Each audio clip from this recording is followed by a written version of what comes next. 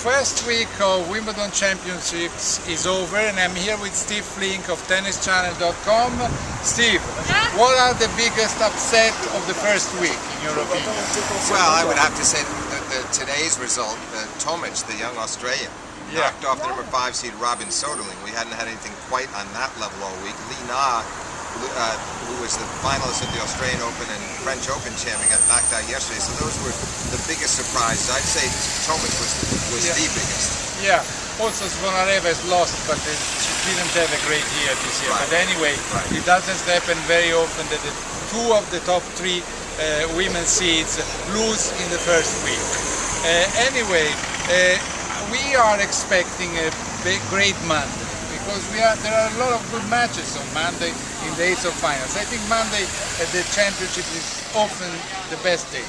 It's going to be a great day. I mean, for one thing, we're going to get a match between Andy Murray and Richard Gasquet. Gasquet may be playing the best tennis of his life, the Frenchman, and he had an incredible match here with Murray a few years back, where he served for the match in the 3rd set before Murray came back to win in 5. He also had one at the French last year, and similar thing where Murray made another big comeback. He's been on the verge of some very big wins over Murray, and it won't be easy for him in that center court clash. And then we have Nadal Del Potro. That's the match of the day, I believe.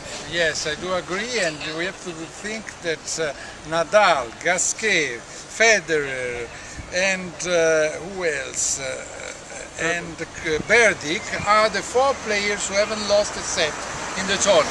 So, and Berdic was the runner-up last year. Nobody's talking about him anymore, but I mean, he's still a strong opponent for everyone. He will be, and I mean, it's going to be a tough match. He's going to play Marty Fish on Monday. Marty he's having his best Wimbledon yet, and Marty has always been a potentially great player on grass. That, I think, could be a 5-setter, but the reward that they might have, is going to be a match potentially with Nadal in the quarters.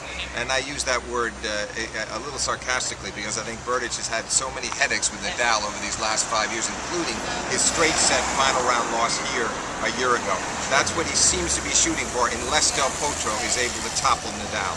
Yes, and about the women tennis, the ladies singles. Well, the 2 Williams at the beginning, they didn't seem to be too in good shape, too much in good shape. But then, slowly, consistently, they're getting better and better. Venus had at least a couple of wins at Eastbourne, while Serena had gone out in her 2nd match at Eastbourne. So I thought Serena might be more vulnerable, and she was for 2 matches until today, when she beat Kirilenko in straight sets, her best performance yet. She feels she's serving much better. The serve is the absolute key for Serena Williams here on the grass, and if she believes she's serving well, that's a very good sign of things to come for her in the 2nd week.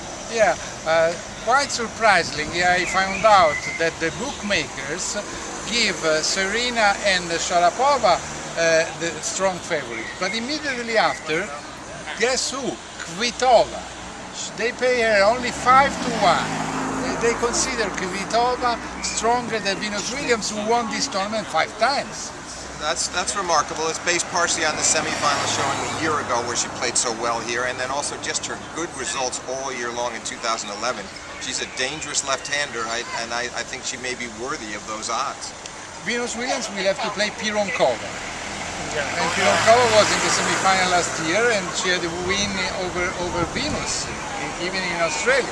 Yes, I think it's going to be a tough match for Venus, although I think she's playing pretty well at the moment. I think Venus might just scrape through that match in 3 sets.